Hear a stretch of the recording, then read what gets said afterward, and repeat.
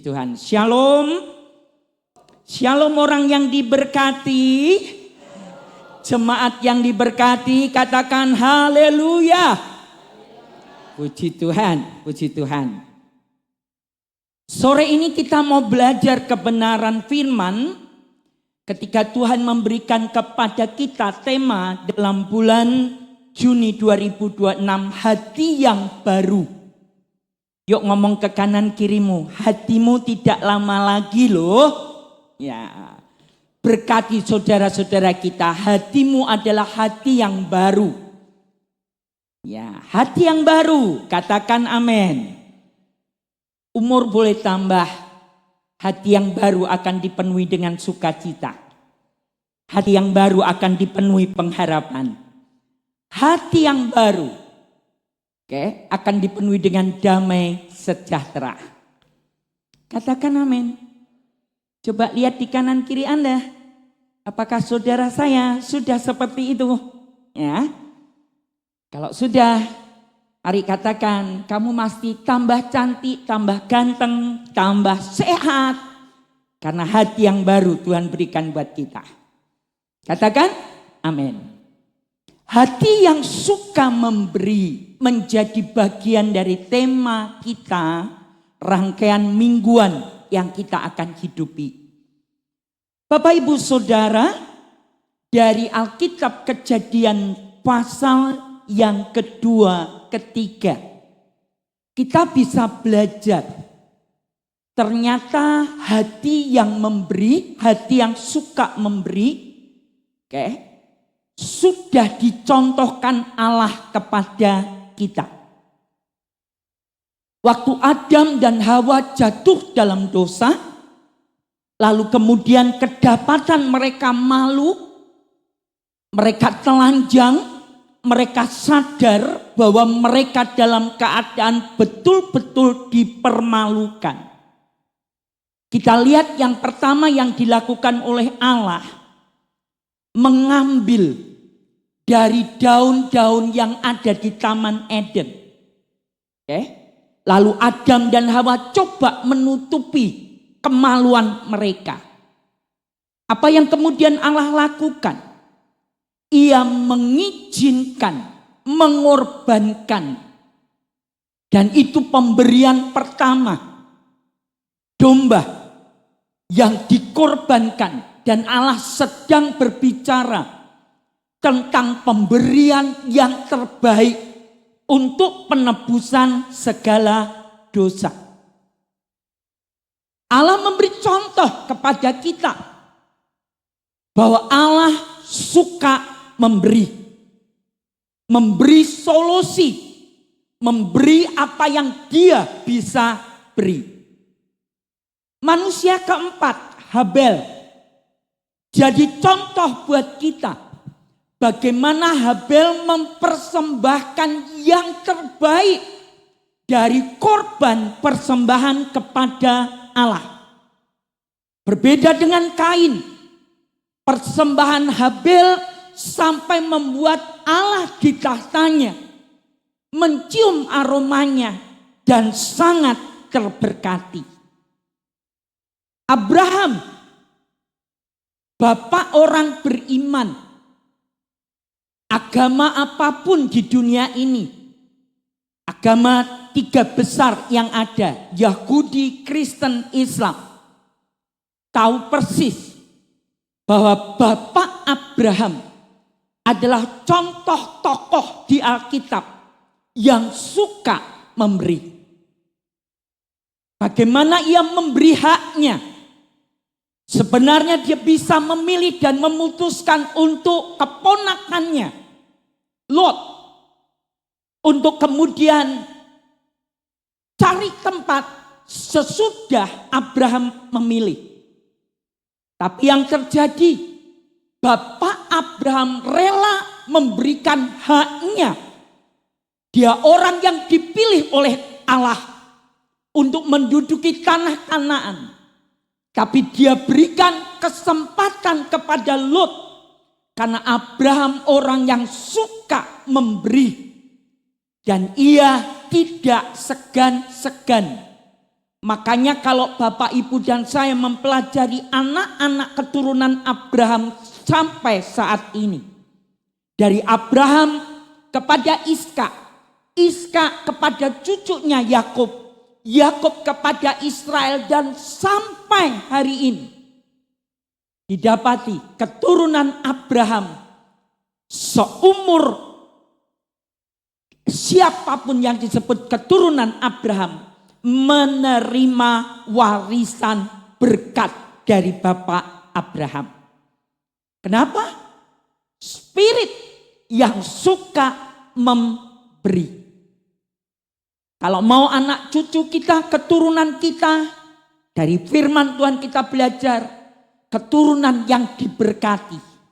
Mari kita belajar untuk memberi. Katakan amin terlebih dahulu. Daud, tadi pagi saya sampaikan, dia pengen membangun bait Allah. Tapi kemudian dia tahu Tuhan tidak mengizinkannya. Karena didapati Daud seringkali menumpahkan darah. Lalu Salomo putranya yang diizinkan, dipilih untuk mendirikan bait Allah. Daud bisa saja walaupun dia raja cuek, gak peduli terhadap Salomo. Tapi karena Daud juga tokoh di Alkitab yang kita bisa pelajari, raja-raja yang suka berbagi, raja yang suka memberi. Makanya dia tahu bagaimana prepare sebelum Salomo membangun bait Allah. Raja Daud sudah menyiapkan semua pemberian yang terbaik untuk nantinya bait Allah terbangun. Pohon aras dari Libanon yang dibawa melewati laut Mediterania dan kualitas terbaik diberikan Daud, disiapkan Daud untuk support dari Salomo. Bagaimana dengan perjanjian baru? Tokoh-tokoh yang barusan saya sebut ada di perjanjian lama. Bagaimana dengan perjanjian baru? Ada banyak kisah. Kalau Bapak, Ibu, dan saya membaca kisah para rasul, membaca 4 Injil, membaca surat-surat Rasul Paulus, kita akan dapati contoh-contoh di perjanjian baru. Orang yang punya hati memberi. Siapa mereka? Penjual kain ungu, Lydia. Makanya kalau di sini ada nama Lydia, nama baptis Lydia, hidup sesuai dengan apa yang disebut namanya, pasti orang Kristen yang suka memberi. Namanya Lydia pelit, perlu kembali membaca kisah hidup Lydia. Penjual kain ungu, Tabita yang suka menjahit, kisah para rasul. Hasil jahitannya dibagikan kepada jemaat-jemaat yang membutuhkan. Nama lain dari Dorcas, contoh wanita yang suka memberi. Dan Bapak, Ibu, Saudara yang kekasih, tindakan memberi, sikap hati memberi bukan sekedar rutinitas. Oh, karena gereja mula-mula mengajarkan tentang hal ini. Apa yang diajarkan Yesus tentang hal ini. Tapi pemberian itu sebagai respon kasih dan ketaatan kepada Allah. Wujud syukur atas berkat Allah yang telah diterima. Dan orang yang punya hati suka untuk memberi tahu persis ini. Semua yang kumiliki berasal dari Tuhan yang mempunyainya. Saya hanya dititipi untuk mengelola. Makanya orang yang suka memberitahu ini, prioritas pertama adalah Tuhan dan mengakui kedaulatan Tuhan, termasuk dari apa yang Ia percayakan untuk kita miliki. Bagaimana Alkitab berbicara tentang memberi? Yang pertama, memberi adalah wujud tindakan kasih. Allah telah memberi contoh kepada kita. Dia memberikan yang terbaik dari miliknya, putranya sendiri dalam Tritunggal kealahan. Yohanes 3 ayat 16. Karena begitu besar kasih Allah akan dunia ini, sehingga Ia telah mengaruniakan anaknya yang tunggal, satu-satunya yang Ia miliki, tidak ada yang lain. Dan Ia lakukan itu, merelakan Yesus Kristus sampai mati di kayu salib, supaya setiap orang yang percaya kepadanya tidak binasa, melainkan beroleh hidup yang kekal. Allah sendiri menjadi contoh bagi kita tentang tindakan kasih, wujud kasih, memberi. Bagaimana kita? Pemberian kita. Bapak Ibu, 1 Yohanes 3 ayat 18. Anak-anakku, marilah kita mengasihi bukan dengan perkataan atau dengan lidah. I love you. Saya tresno, saya cinta kamu. Wo aini. Saya mengasihi kamu. Tidak hanya dengan perkataan. Tidak hanya dengan mulut kita. Tapi seperti Allah menjadi contoh, memberi contoh buat kita. Pemberian adalah wujud kita mengasihi sesama kita. Mengasihi Allah. Saya mau mengundang sore ini para bapak-bapak. Bolehkah Anda berdiri di tempat Anda duduk? Para ayah, para papa, papi yang merasa sudah jadi ayah. Ya? Inilah Bapak Ibu. Pak Giman, kuat berdiri? Tidak kuat. Oke. Nah, tidak Bapak, sebentar saja Bapak. Tahukah hari ini 21 Juni di internasional di dunia sedang merayakan Hari Ayah. Father Day. Ini para bapak yang tahu boleh angkat tangan. Hanya satu Pak Agus. Pak Pijo tadi, selamat Hari Ayah, Father Day. Pak Pijo ngomong, oh iya toh. Bapak-bapak, yuk. Para istri yang di sebelahnya,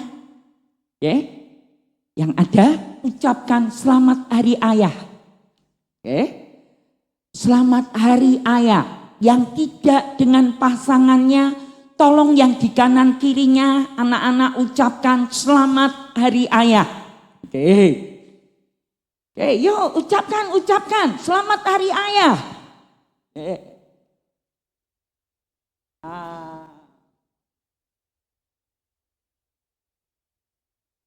Selamat Hari Ayah. Anak-anak ucapkan buat papanya. Bapak selamat hari ayah ya. Wah, selamat hari ayah. Yuk ucapkan selamat hari ayah. Oke, boleh keluar dari bangku. Silahkan ucapkan selamat hari ayah. Selamat Father Day. Oke.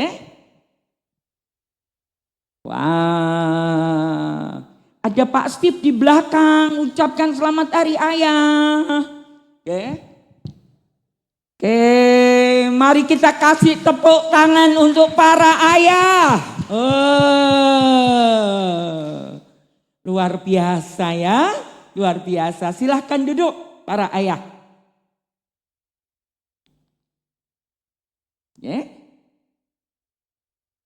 Istri boleh ngomong I love you. Boleh ngomong aku mengasihi engkau, aku cinta engkau, aku sayang engkau. Oke. Kecuali bukan istrinya tidak boleh ya, tapi istri ya. Oke. Anak-anak, oke. Kadang saya mengerti kalau di Indonesia tanggal 22 Desember hari ibu untuk Indonesia. Tapi ada hari ibu ya, pertengahan tahun biasanya untuk para ibu. Hari ini dunia merayakan hari ayah. Terima kasih para ayah. Terima kasih para bapak. Kok menang wae yo diucapin terima kasih. Terima kasih Anda menjadi pelindung bagi kami, istri dan anak-anak. Terima kasih berkorban bagi kami.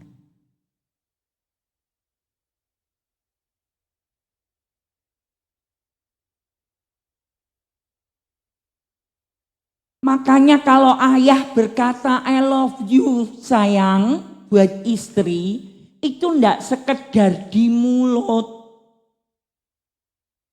Atau berkata I love you anak-anakku, itu enggak sekedar cuma basa-basi di mulut.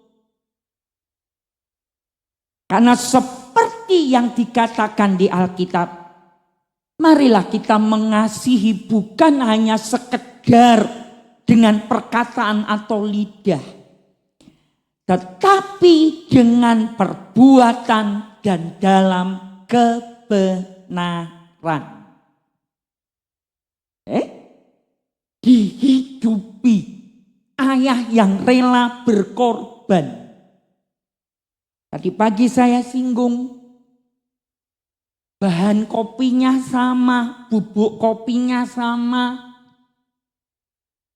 Saya buat atau orang lain, anak-anak saya yang buat. Sangat berbeda waktu Papa Jo buat kopi buat istrinya.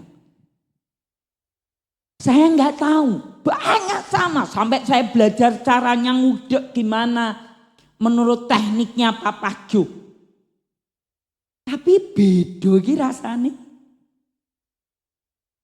Lebih enak kalau yang buatkan kopi, segelas kopi itu Papa Jo. Bagi saya. Makanya kadang saya diem terus jengkel. Wes beberapa hari ndak dibuat nih kopi loh Papa Jo. Ya. Karena itu tadi, sampai saya bilang gini, ini yang membedakan bukan bahannya, bahannya sama. Tapi Papa Jo sambil ngudek mungkin, aku berikan ini dengan rasa cinta untuk istriku. Ya, itu yang membuat beda. Dicoba ya nanti ya para bapak untuk istrinya masing-masing. Makanya Papa Jo pernah ngomong, kok enggak nih kopi, nyawa aja. Aku rela korbankan demi kamu. Kenapa Bapak Ibu? Tidak sekedar cuma ya pokoknya aku mengasihi. Tapi ternyata wujud tindakan kasih. Dan kita sore ini diajarkan bagaimana posisi seseorang yang punya hati memberi. Bagaimana posisinya? Alkitab ngomong seperti ini di Kisah Para Rasul 20 ayat 35. Lebih berbahagia memberi daripada menerima.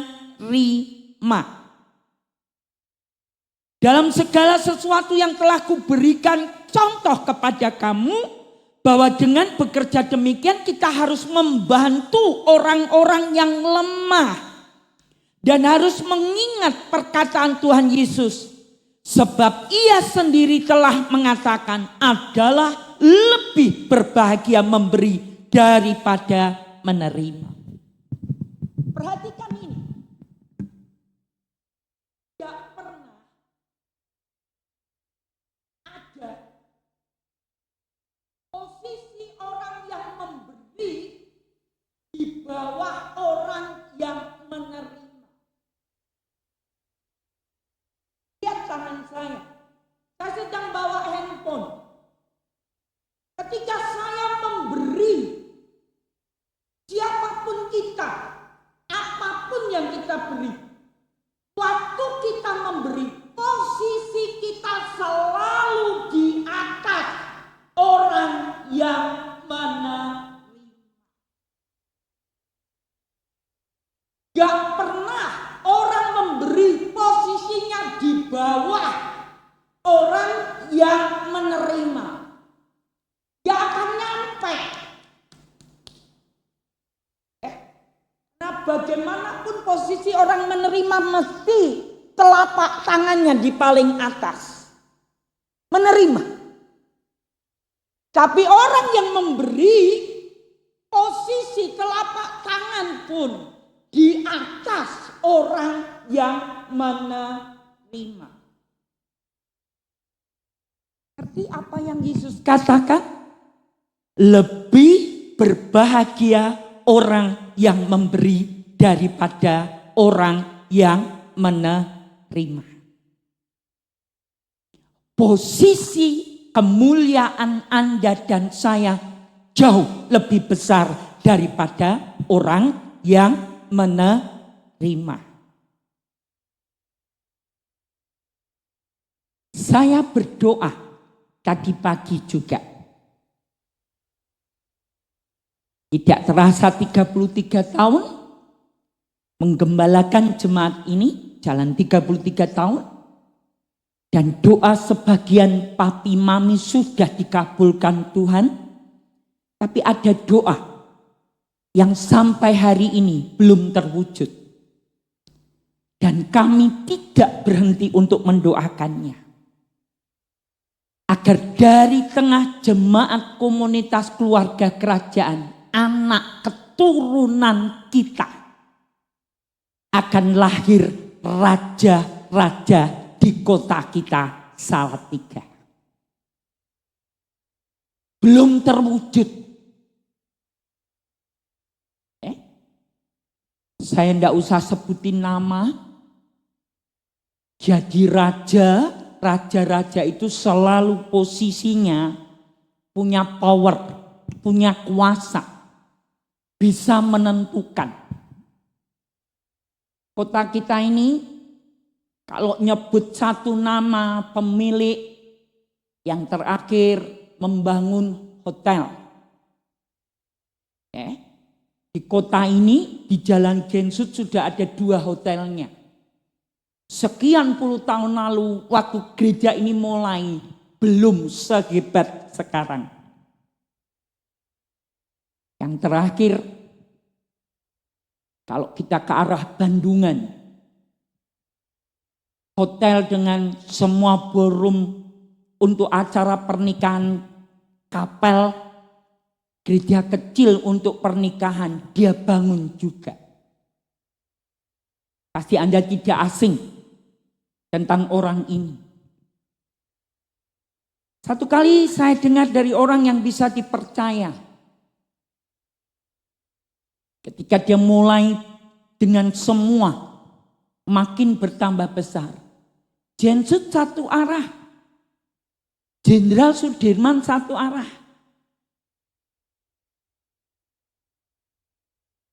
Pemerintah bisa dikontrol. Kenapa? Raja, orang hebat, orang kaya. Yang terakhir, ada jalan kecil di Jensut sejak sebelum diresmikan. Hotelnya terbaru. Apa yang dikatakan? Dulu 2 arah di situ. Lalu mulai ngomong apa? 1 arah.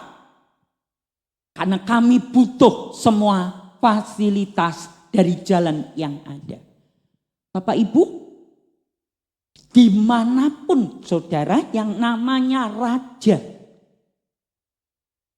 penguasa, selalu kontrol kota, kontrol dimanapun ia ditempatkan.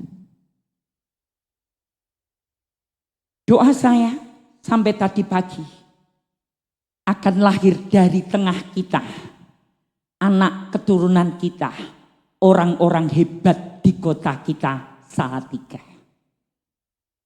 Katakan amin.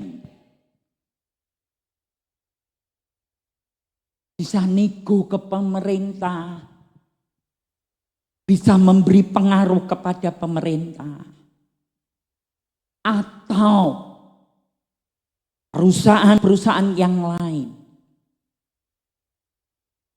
Saya berdoa kiranya itu akan terjadi, posisi di atas menjadi bagian kita JKI keluarga kerajaan. Bukan terus di bawah. Makanya peduli generasi mengajarkan.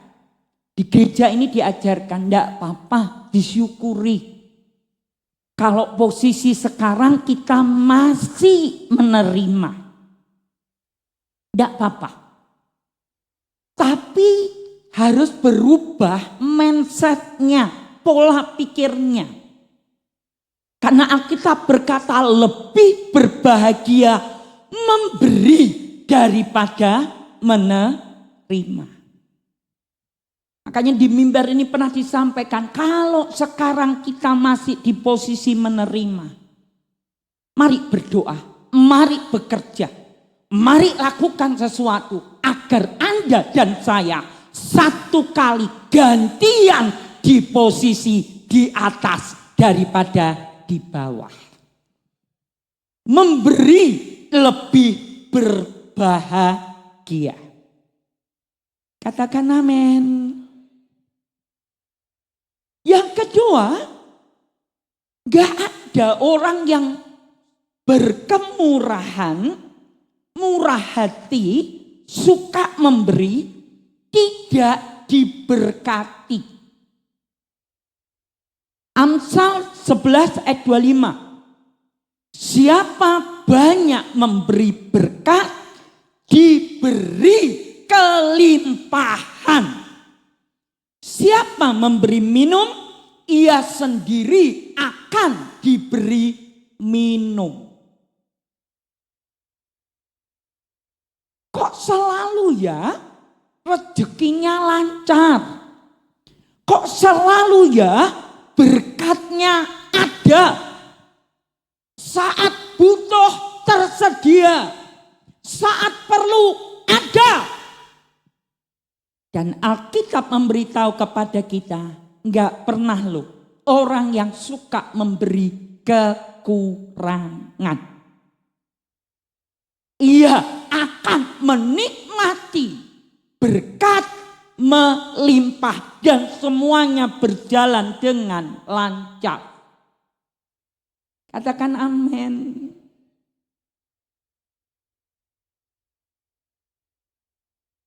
Saya kemarin dalam perjalanan dari Malang, Bapak Jo dan saya sejak hari Jumat pagi berangkat ke Malang. Dan kami tahu dengan Benaya dan si kecil kami pulang. Sejak Jumat malam kontak-kontak dengan semua yang ada di Salatiga dengan berbagai hal. Termasuk hari ini sudah terjadi Bapak Ibu, Pak Yoyok seneng, saya yakin.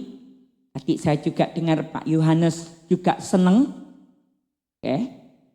Di kantor gereja kita sudah datang apa yang diharapkan beliau-beliau dengan rencana gereja kita, unit usaha bersama marketplace.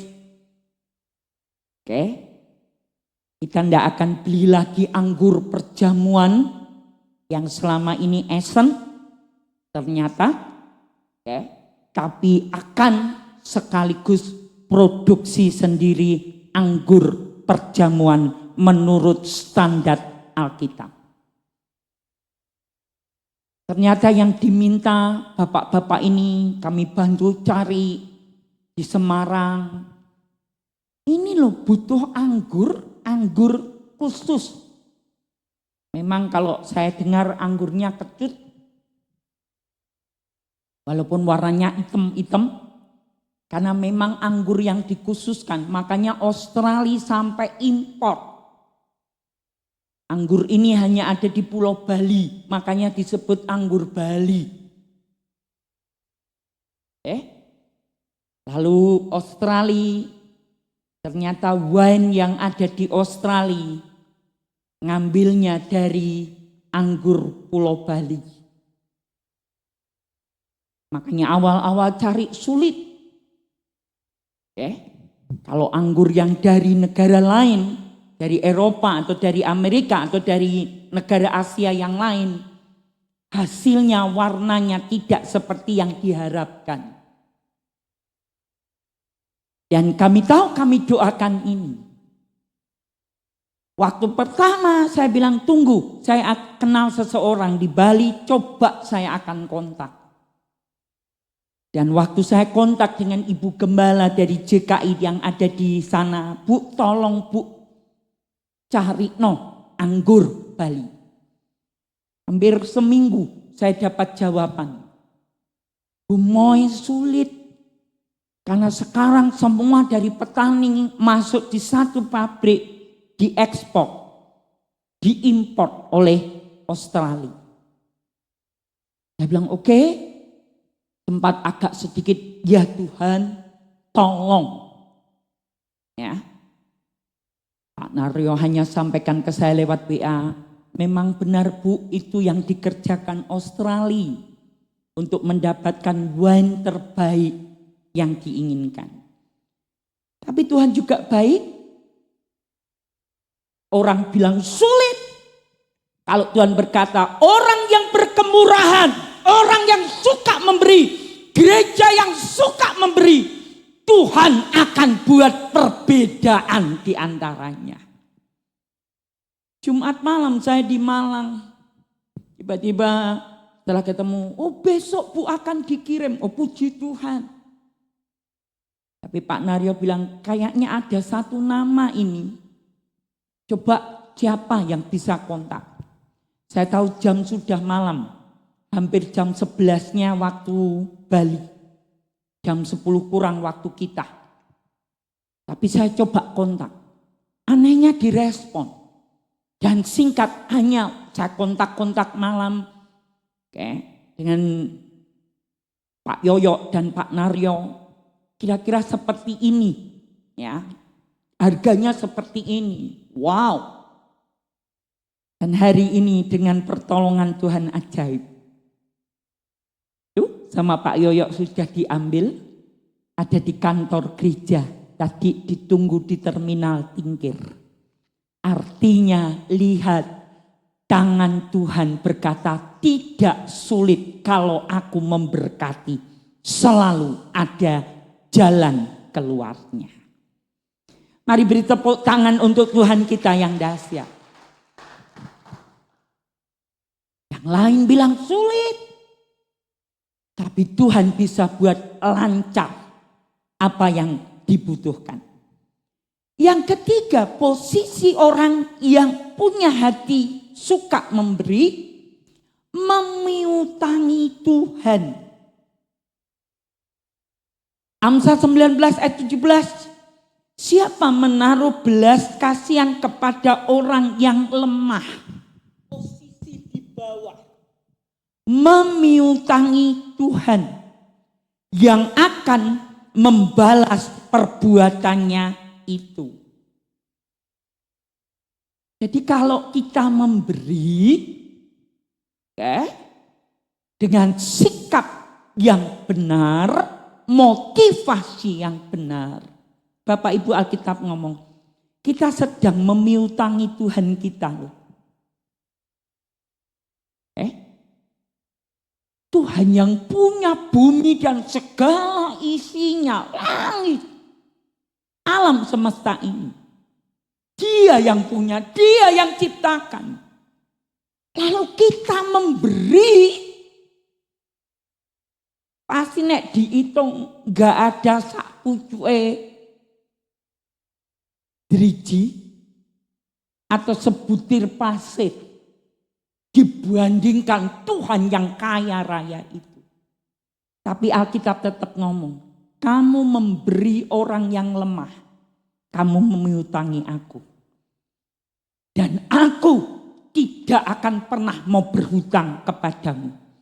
Aku Tuhan akan membalas perbuatanmu itu.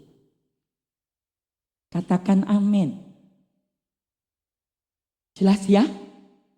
Tuhan kok mau utangi, pasti dibayar. Plus bonusnya. Itu Tuhan saya dan Tuhan Anda. Posisi orang yang memberi. Lalu bagaimana cara kita memberi? Motivasi. Cara memberi pun harus benar. 2 Korintus 9 ayat 7. Hendaklah masing-masing memberikan menurut rela hatinya. Jangan dengan sedih hati atau karena paksaan. Sebab Allah mengasihi orang yang memberi dengan sukacita. Dak awal, dak hitung-hitungan. Dengan penuh sukacita, sukarela. Dan Tuhan ngerti sikap hati kita waktu kita memberi. Saya pernah ngomong di sini. Sikap inilah yang terus kami hidupi. Makanya nggak heran, nek Tuhan itu juga seringkali saya dapati gini. Nek aku nggak berkati kamu, Moy. Kok kayaknya ada sesuatu yang salah gitu.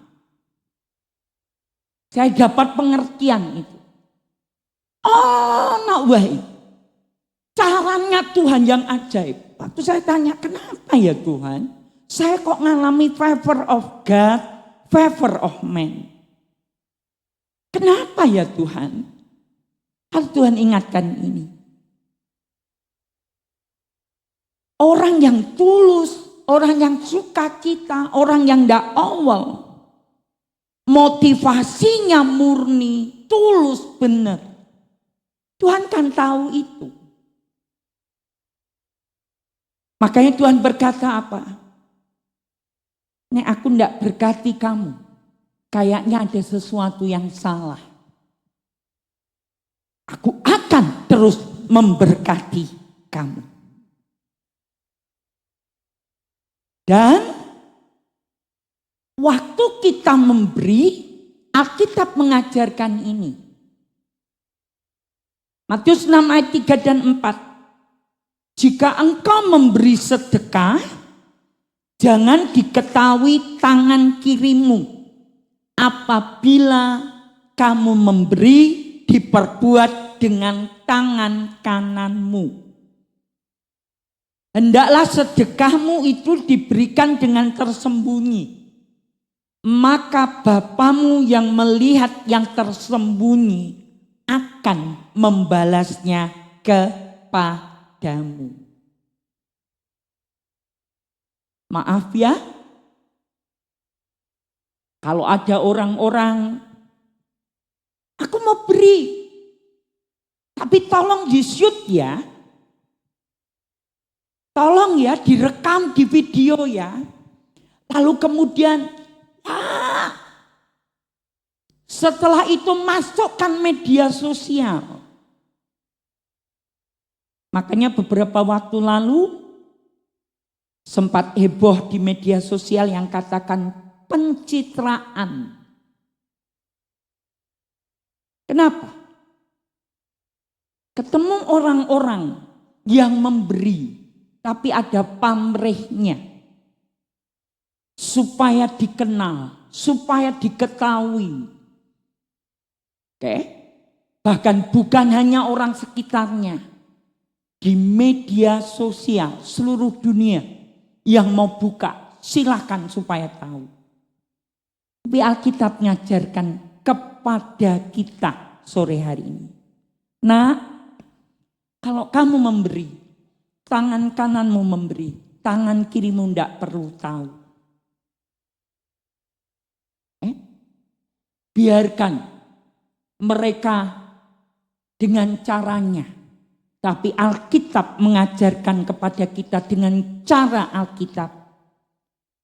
Supaya Bapamu yang melihat yang tersembunyi membalasnya kepadamu. Katakan amin. Akhir khotbah saya, ingatkan buat raja-raja yang ada saat ini. Siapa itu? Bapak, Ibu, Saudara semuanya. Kenapa?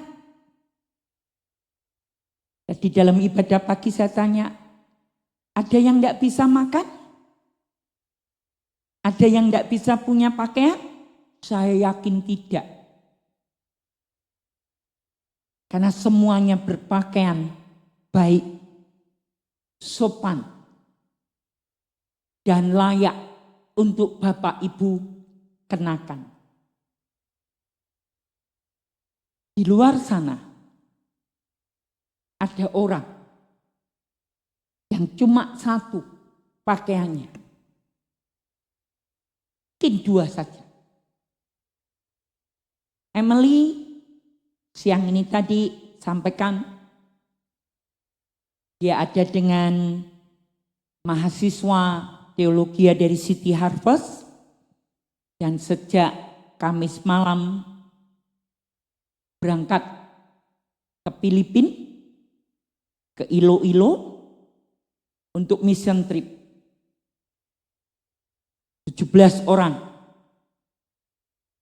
Jumat pagi nyampe dari Singapura ke Filipina dan tiba di bandara mereka dibuat terkejut karena bagasi 17 orang ketinggalan semuanya di Singapura. Lalu tadi Emily sampaikan kenapa alasannya. Memang dari pihak pesawat sudah beritahu pesawatnya ke Iloilo, ke Filipina kecil. Dan mungkin saja mereka menimbang ukuran untuk aman perjalanan ke Iloilo dari Singapura. Dan rupanya pihak dari bandara di Singapura membiarkan bagasi dari tim misi tertinggal di bandara Singapura. Waktu Meli Jumat pagi kabari kami, saya tanya, terus gimana non? Ya ini mah, kami ber-17 pada siang ini Jumat siang sudah visit ke pulau yang lain. Dan saya baru tahu di pulau itu penduduknya jam 6 pagi sampai jam 6 sore tanpa listrik. Listrik baru nyala jam 6 sore sampai jam 6 pagi. Makanya nggak bisa telepon dan lain sebagainya, signal susah. Tapi yang lain mah, Filipina kan panas mah, karena negara pulau seperti kita. Kepulauan, pantai. Lalu apa yang jadi? Mau ndak mau mah mesti beli pakaian lagi. Paling tidak satu untuk ganti kami semuanya. Dan bersyukur kemarin malam dia telepon karena dia harus khotbah, diminta dari tim yang ada. Pemimpinnya mempercayakan Emily untuk bagian khotbah. Dia kemarin minta izin saya, kalau bagasinya nggak datang mama boleh ndak? Karena di Filipina semua yang berkhotbah termasuk di bagian tempat terpencil pun harus pakai minim blazer atau jas. Ya. Saya bilang kalau memang butuh ya sudah beli saja. Hanya ukurannya ada enggak di ilo-ilo seukuran kamu, non? Ya itu. Oke. Kami doa, lalu tadi malam kami dikabari, Mama puji Tuhan, bagasinya sudah datang. Walaupun harus diterbangkan dengan pesawat lain. Ya. Karena kami membutuhkan. Singkat. Saya diingatkan ini. 1 Timotius 6 ayat 17 sampai 19. Bapak, Ibu, Saudara dan saya bisa berpakaian. Bapak, Ibu, Saudara dan saya bisa makan. Katakan amin. Tuh? Ada yang kelaparan? Gak bisa makan? Jangan malu infokan Lumbung Yusuf kalau memang seperti itu. Karena prinsip di gereja kita jangan sampai ada jemaat yang kelaparan. Mari bangkit berdiri bersama saya. Saya akan baca ayat 17. Bapak, Ibu, Saudara baca ayat 18. Dan ayat 19 kita akan baca bersama-sama. Peringatkan bagi orang kaya untuk berkemurahan, untuk berbagi. Peringatkanlah kepada orang-orang kaya di dunia ini agar mereka jangan tinggi hati dan jangan berharap pada sesuatu yang tak tentu seperti kekayaan, melainkan pada Allah yang dalam kekayaannya memberikan kepada kita segala sesuatu untuk dinikmati.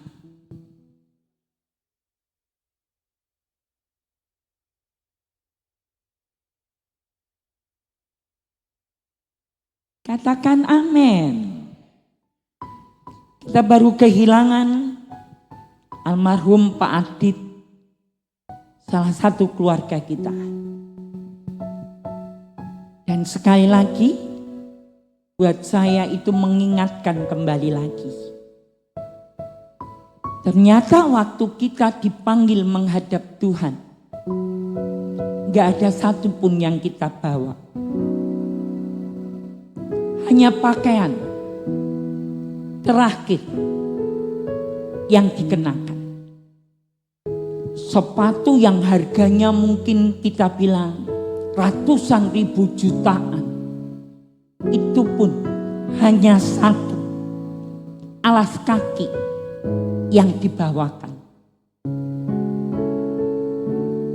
Gak ada yang kita kumpulkan, yang kita dapatkan. Makanya dalam khotbah saya, renungan saya di upacara penutupan peti, gak ada yang kita bisa bawa.